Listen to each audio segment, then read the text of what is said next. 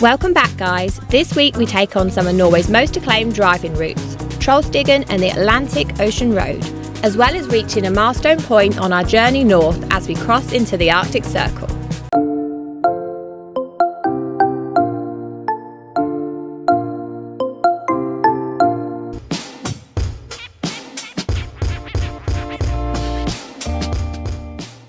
We start off this week with a visit to Geiranger Fjord, a UNESCO World Heritage Site and one of Norway's most visited places, deciding to pitch up here for the night at Geiranger Camping right on the shoreline.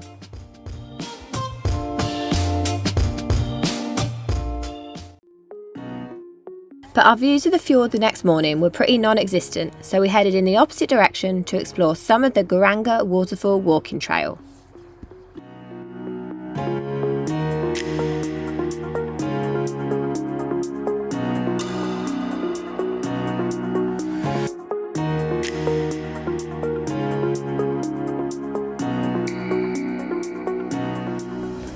So that's us now leaving Geiranger Camping.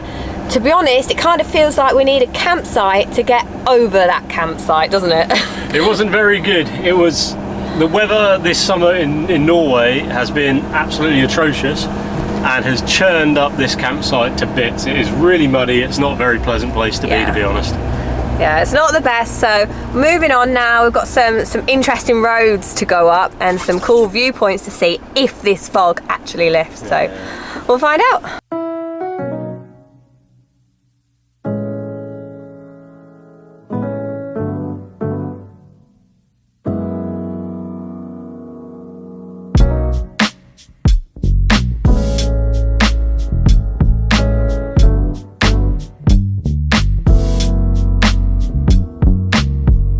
So guys, the fog hasn't lifted, it's just got worse as we've got higher up.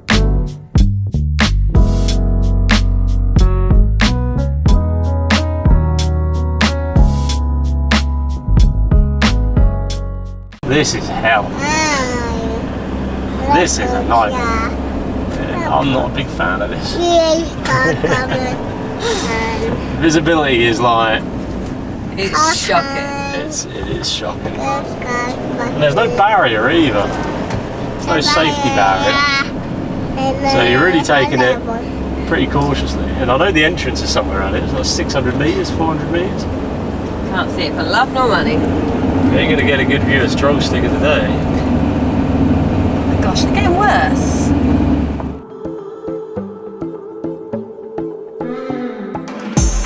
I know you don't mean to, but you're blocking my view. You don't wanna hear this, but it's you, it's not me. Ooh, gotta go and grab a spoon now. Ooh, make a life for myself. Ooh, I don't know what I'ma do now. Ooh, but I don't need your help. Get out of my way, my way. I'm moving on up. Don't make me stay. I'm done. So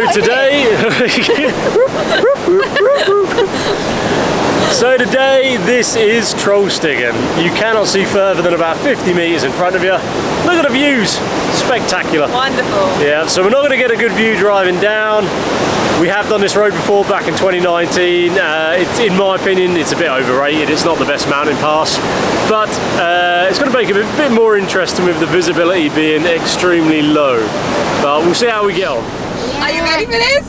Yeah, absolutely. Going to do about 60 all the way down. 60, yeah. 60, handbrake, turn it around the bends. No, it's... We did it last time, and as I said, I think this is overrated personally. The roads are wide, and I don't know, I just think it's a little bit overrated. I think there's other mountain passes which are just more challenging. You know, if you've got a clear day, the views up here are spectacular, but in terms of, is it a good drive? I don't know. I think Norway's got better mountain passes. We'll see what he says after driving in the fog I can't see it. down this mountain pass. It goes round and round in circles, but I'm still on the ground.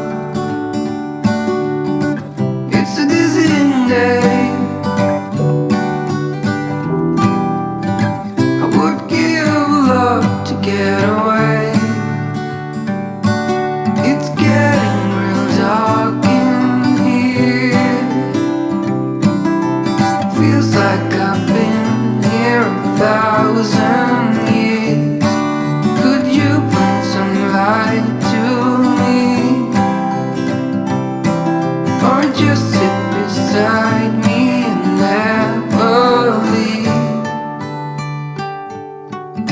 I got the curtains up. We did finally get a tiny peek of the road as we neared the bottom, but even Teddy wasn't that impressed. So after we did Trollstigen in all that fog yesterday, it was basically just a case of finding somewhere to park up for the night. It was actually our first time of driving to somewhere to park up and then not really liking it too much and deciding that we didn't want to spend the night there. So then we sort of had to plug in another sort of spot and we got lucky. This one was right by a fjord where we spent the night last night. Absolutely beautiful. Landed a nice bench with a table next to the van as well, which is always a win. If you can find a bench with a table, then that's really nice, and you can eat dinner outside and eat breakfast outside in the morning and just relax a bit. So yeah, absolutely beautiful spot, and of course it's free. Well, that's us now hitting the road again. We are heading to the city of Alesund, which is a small city spread over 7 different islands on the west coast of Norway.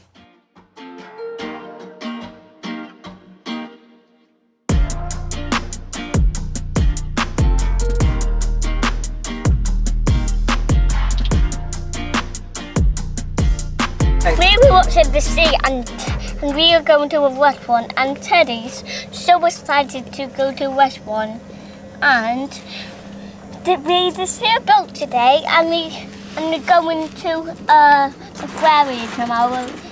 See you, bye-bye.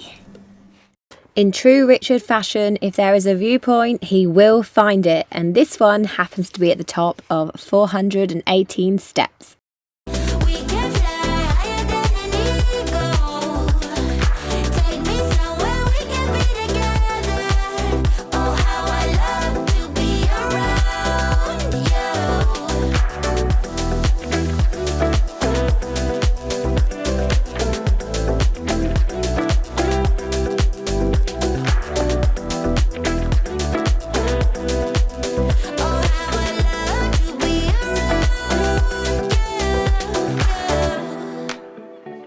We found this park up right here in Alesund on the Camper Contact app. It was just a 2-minute walk into the city centre and cost us £23 for the night, including use of services. It was then time for a fun family day out at the Atlantic Sea Park, an aquarium here in Alesund that focuses on marine life found here on the Norwegian coastline.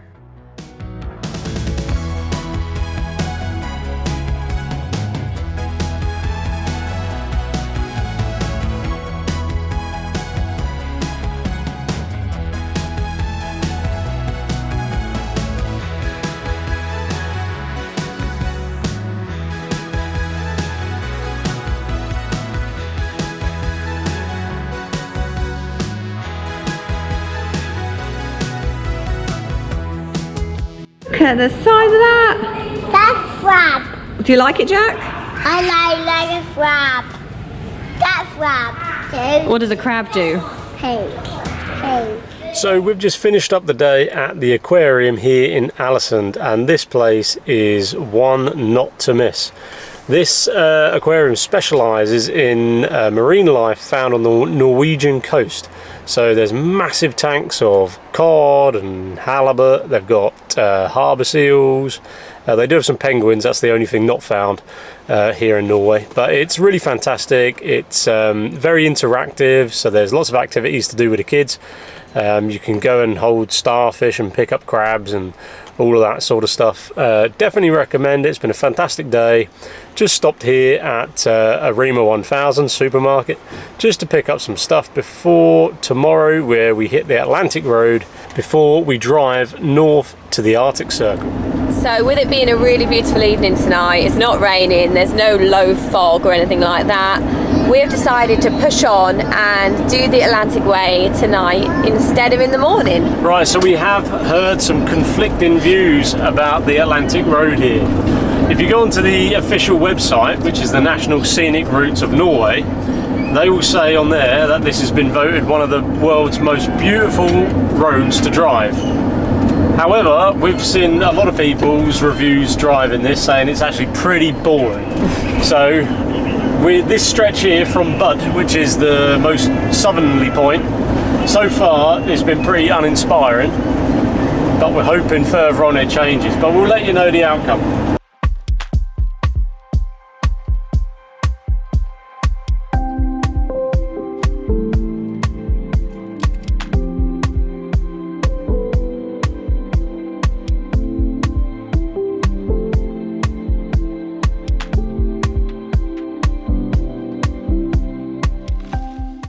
So it looks pretty impressive from those aerial views, doesn't it? But here is what it looks like driving along it. It's not quite as magnificent from down here, but it is part of the National Scenic Route in Norway, and another cool road to have been able to tick off.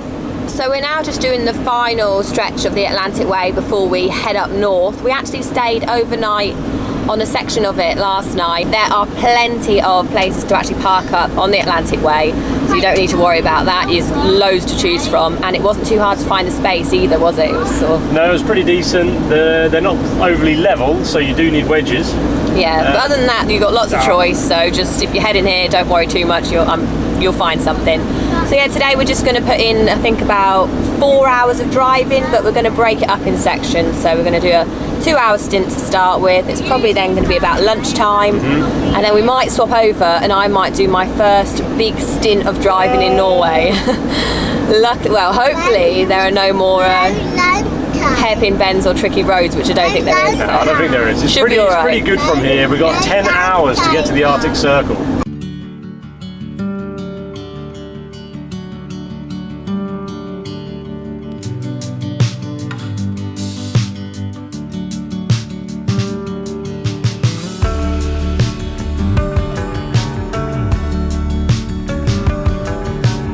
So the landscape has just changed, it's sort of flattened out, and we've just seen our first sign for reindeer. So now we're just all eyes out looking and see if we can find any this far down.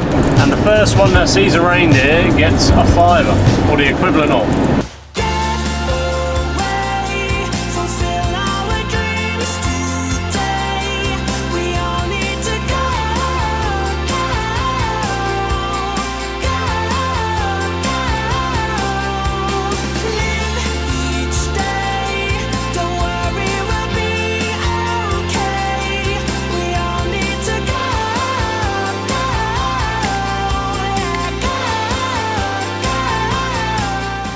Thanks for watching, guys. Go click that subscribe button and come back next week for more family van life in the Arctic Circle as we head up to the Lofoten Islands and achieve the epic milestone of reaching the top of continental Europe.